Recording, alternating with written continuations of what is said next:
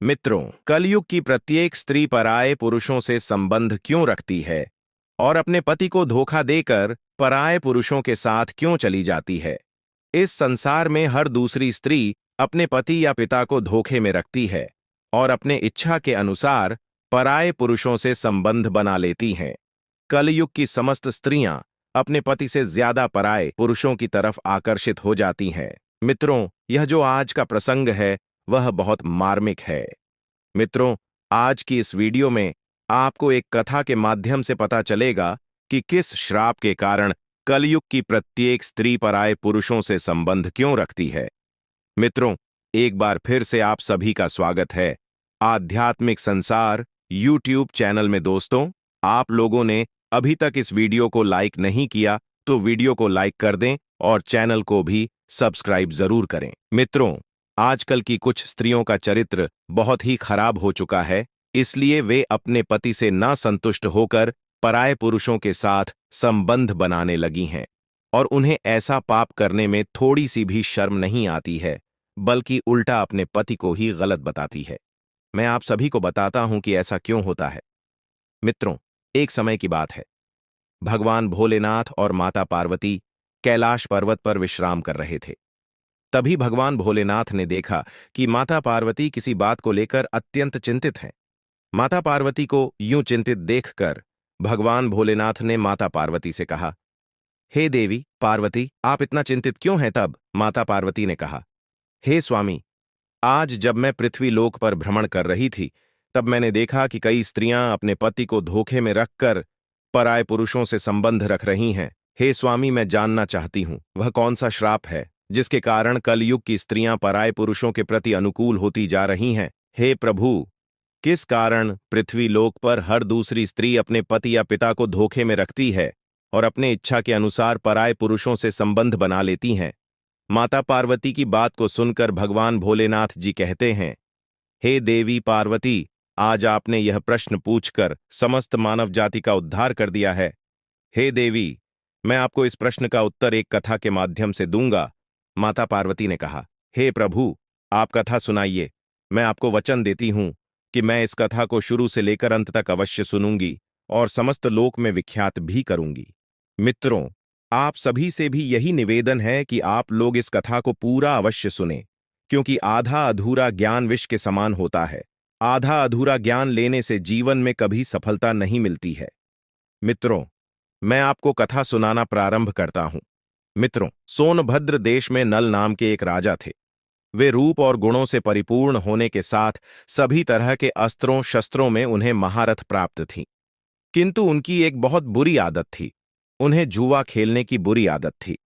उसी काल में विदर्भ देश पर भीष्म नाम के एक राजा राज्य करते थे। उन्होंने दमन राक्षस को प्रसन्न करके उनसे वरदान के रूप में 4 संतानें प्राप्त की थीं, जिसमें से 3 पुत्र और 1 पुत्री थी। पुत्रों के नाम दमदांत दमन और पुत्री का नाम दमयंती था। दमयंती देवी लक्ष्मी के समान रूपवती थी। उनके सारे गुण बिल्कुल वैसे ही थे जैसे एक सद्गुण संपन्न स्त्री के होते हैं। ऐसा भी माना जाता है कि उस समय तीनों लोकों में दमयंती के समान कोई भी लड़की सुंदर नहीं थी। एक दिन राजा नल अपने राज्य महल के उद्यान में टहल रहे थे। उसी समय उनकी नजर कुछ मोर पर पड़ती है। वे मोर बहुत ही खूबसूरत थे। उनमें एक बहुत ही सुंदर मोर था। राजा नल ने उस सुंदर मोर को पकड़ लिया। तब मोर ने राजा नल से कहा, हे राजन, अगर आप मुझे छोड़ दें तो मैं विश्व सुंदरी राजकुमारी दमयंती के पास जाकर आपके ऐश्वर्य और गुणों का ऐसा वर्णन करूंगा कि वह आपसे ही विवाह करेंगी।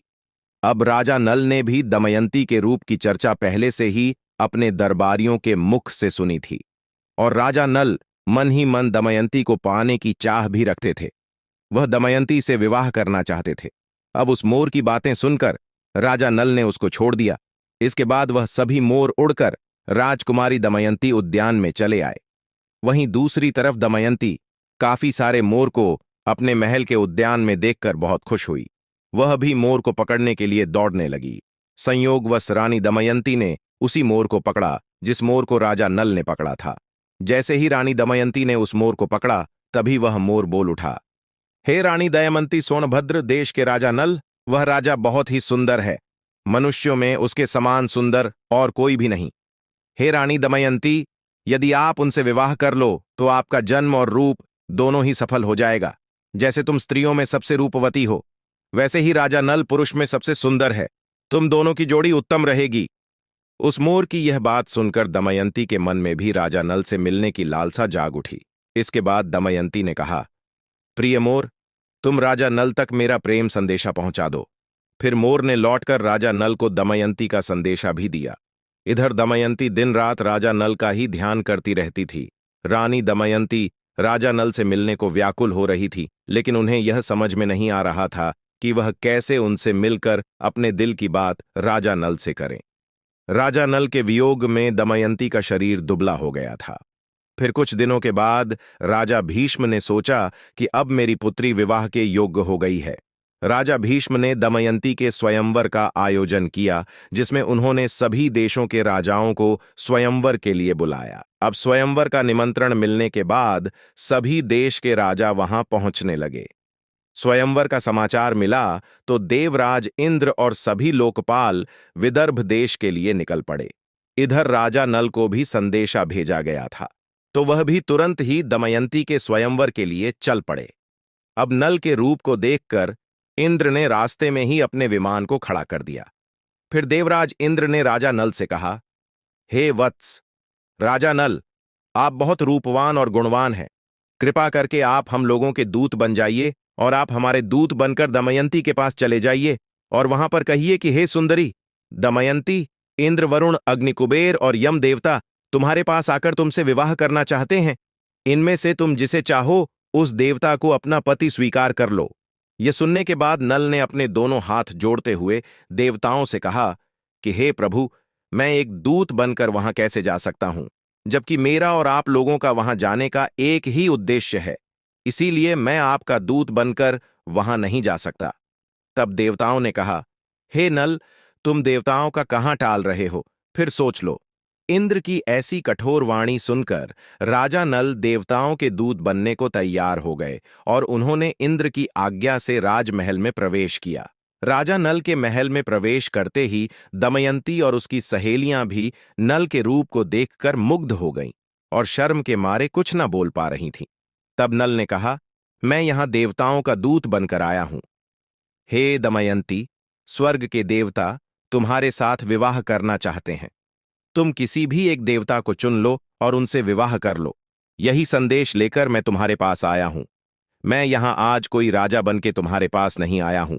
मैं आज यहां का दूत बनकर आया हूं और देवताओं के प्रभाव से मैंने तुम्हारे महल में प्रवेश किया है, इसलिए मुझे कोई देख नहीं पाया।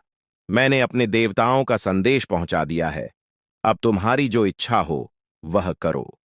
दमयंती ने बड़ी ही श्रद्धा के साथ देवताओं को प्रणाम किया और मंद मुस्कान के साथ कहा, स्वामी, मैं तो आपको ही अपना सर्वस्व मानकर खुद को आपके चरणों में सौंपना चाहती हूं। जिस दिन से मैंने मोर की बात सुनी है, तब से मैं आपसे मिलने के लिए व्याकुल हो रही हूं। आपके लिए ही मैंने राजाओं की भीड़ इकट्ठी की है।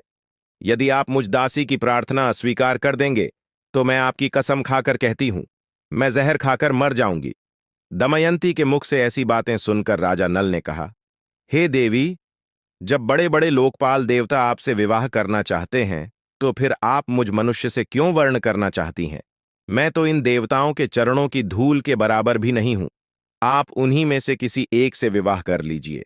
देवताओं के कहने पर इंसान की मृत्यु भी हो सकती है, अतः आप मेरी रक्षा करें और उनका वर्ण कर लें। नल की यह बात सुनकर दमयंती घबरा गई। उसकी आंखों से आंसू छलकने लगे और वह मंद स्वर में बोली, मैं आपको वचन देती हूं कि मैं आपको ही पति के रूप में वर्ण करूंगी और किसी को नहीं। तब राजा नल ने कहा, परंतु इस समय मैं यहां देवताओं का दूत बनकर आया हूं। अगर इस समय में मैं अपने स्वार्थ की बात करने लगूं तो यह बात सही नहीं होगी। मैं तुमसे विवाह कर सकता हूं, लेकिन जब वह धर्म के विरुद्ध ना हो तभी राजकुमारी बोली, इसके लिए मेरे पास एक उपाय है। उसके अनुसार काम करने पर आपको दोष भी नहीं लगेगा और हमारा विवाह भी संपन्न हो जाएगा। अब दमयंती राजा नल से कहती है कि देखिए, उपाय यह है कि आप सभी अन्य राजाओं के साथ स्वयंवर मंडप में आए और मैं आपको ही वरमाला डाल दूंगी। रानी दमयंती की यह बात सुनकर राजा नल वापस देवताओं के समक्ष पहुंच गए और देवताओं के पूछने पर उन्होंने बताया कि वे रानी के पास तो दूत बनकर ही गए थे, लेकिन रानी दमयंती और उनकी सखियां सभी मुझ पर ही मोहित हो गई हैं और आप लोगों के प्रस्ताव को उनके सामने रखने के बाद भी वे मुझे ही वरण करना चाहती हैं। अब कुछ समय बाद स्वयंवर की घड़ी आ ही गई। राजा भीष्म ने सभी को स्वयंवर सभा में बुलाया। सभी राजा अपने अपने स्थान पर आकर बैठ गए। जब सभी राजा अपनी जगह पर बैठ गए तभी दमयंती भी आ गई। सभी राजाओं का परिचय दिया जाने लगा। तभी एक कतार में दमयंती को एक ही स्थान पर नल के समान हूबहू दिखने तथा वैसे ही वेशभूषा वाले 4 राजकुमार खड़े दिखाई दिए। तब वह हैरान हो गई और मन ही मन विचार करने लगी कि इन चारों में से राजा नल को अब मैं कैसे पहचानूं। अब रानी दमयंती समझ गई कि यह देवताओं की रची गई माया है। कुछ समय के बाद अंत में दमयंती ने निश्चय किया कि इस समस्या से बाहर निकलने के लिए मुझे कुछ करना होगा। तब उसने कुछ सोचा और वह देवताओं से ही सहायता मांगने लगी और अपने हाथ जोड़कर देवताओं की स्तुति करने लगी और रानी दमयंती कहने लगी, हे देवताओं, मोर के मुंह से नल का वर्णन सुनकर मैंने उन्हें ही पति के रूप में वर्ण कर लिया था और उन्हीं को पाने के लिए मैंने यह स्तुति शुरू की है। हे देवताओं, मुझ पर कृपा करें, आप लोग अपने साक्षात रूप में आ जाइए जिससे मैं राजा नल को पहचान सकूं। देवताओं ने प्रसन्न होकर उसे ऐसी शक्ति दी जिससे वह देवता और मनुष्य में अंतर कर सके। तत्पश्चात वह राजा नल के गले में माला डालकर उन्होंने नल का वर्ण कर लिया। अब इधर स्वयंवर पूरा होने के बाद देवता वापस स्वर्ग की ओर जाने लगे। उसी समय उनको मार्ग में कलयुग और द्वापर युग से भेंट हो जाती है। तब इंद्र ने पूछा, हे कलयुग, कहाँ जा रहे हो? तब कलयुग ने कहा, मैं दमयंती के स्वयंवर में उससे विवाह करने के लिए जा रहा हूं। कलयुग की इस बात को सुनकर देवलोक के राजा इंद्र ने बताया, अरे कलयुग, स्वयंवर तो कब का पूरा हो गया। दमयंती ने राजा नल का वर्णन भी कर लिया है। हम सब लोग तो बस देखते ही रह गए। यह सुनकर कलयुग बोला, यह तो अनर्थ हो गया। उसने देवताओं का घोर अपमान किया है, इसीलिए उसे इस अपराध का दंड अवश्य मिलना चाहिए। तभी देवता ने कहा, दमयंती ने हमारी आज्ञा प्राप्त करके ही नल को वर्ण किया है। हे कलयुग, वास्तव में नल सर्वगुण संपन्न और उसके योग्य वर है, इसीलिए पुण्यवान ब्राह्मण को श्राप देना नरक में गिरने के समान है और यह एक महापाप भी है। ऐसा कहकर देवता आगे बढ़ गए। लेकिन कलयुग और द्वापर इसी विषय पर बात कर रहे थे। कलयुग ने द्वापर से कहा, मैं अपना क्रोध शांत नहीं कर सकता, इसीलिए मैं नल के शरीर में निवास करूंगा और उसे मैं राज्य विहीन कर दूंगा। उस स्थिति में वह दमयंती के साथ नहीं रह सकेगा। उसे शतरंज का बड़ा शौक है, इसीलिए तुम भी शतरंज के पासों में प्रवेश करके मेरी सहायता करना। और द्वापर ने भी उसकी बात मान ली। इसके बाद द्वापर और कलयुग दोनों ही नल की राजधानी गए, लेकिन कलयुग को नल के शरीर में प्रवेश करने का कोई मार्ग नहीं मिल रहा था। वह सिर्फ एक अवसर चाहता था नल के शरीर में प्रवेश करने का। इसी तरह समय बीतता गया, लेकिन कलयुग कुछ न कर पाया। फिर 20 वर्ष के पश्चात जब एक दिन राजा नल संध्या के समय लघु शंका से निवृत्त होकर बिना हाथ पैर धोए भोजन करने बैठ गए, अब कलयुग ने यह अपवित्र अवस्था देखकर राजा नल के शरीर में प्रवेश कर लिया। वहीं कलयुग दूसरा रूप धारण करके राजा नल के भाई जो अलग रहकर अपना राज्य चलाते थे, उनका नाम पुष्कर था। वह पुष्कर के पास गया और उसने कहने लगा, तुम नल के साथ शतरंज का खेल खेलो, मैं वचन देता हूं, मैं निश्चित ही तुम्हें राजा नल का राज्य जिताने में तुम्हारी पूरी मदद करूंगा। जब पुष्कर ने कलयुग की बात सुनी तो उसे लालच आ गया। राज्य की लालसा में आकर पुष्कर ने कलयुग की बात मान ली और पुष्कर राजा नल के पास शीघ्र ही चला आया। जब पुष्कर ने राजा नल को जुआ खेलने के लिए कहा तो राजा नल दमयंती के सामने उसकी ललकार सहन न कर सके। अब राजा नल ने शतरंज खेलने का निश्चय किया। फिर खेल प्रारंभ हुआ। उस समय राजा नल के शरीर में कलयुग प्रवेश कर चुका था और पासों में द्वापर प्रवेश कर चुका था। इसीलिए नल जो कुछ भी जुए में लगाता गया वह सब कुछ हारता गया। जब राजा नल की प्रजा और मंत्रियों को यह बात पता चली तब उन्होंने राजा नल को रोकना चाहा, लेकिन वे सब कुछ हारने तक नहीं रुके। जब मंत्रियों ने रानी दमयंती को राजा नल को रोकने का संदेश पहुंचाया तब दमयंती ने राजा नल से कहा, हे स्वामी, आपकी सारी प्रजा आपके दुख के कारण अचेत हुई जा रही है। इतना कहकर दमयंती भी रोने लगी। लेकिन राजा नल कलयुग के वश में होने के कारण उसकी एक बात भी नहीं सुन पा रहे थे और शतरंज खेलते रहे।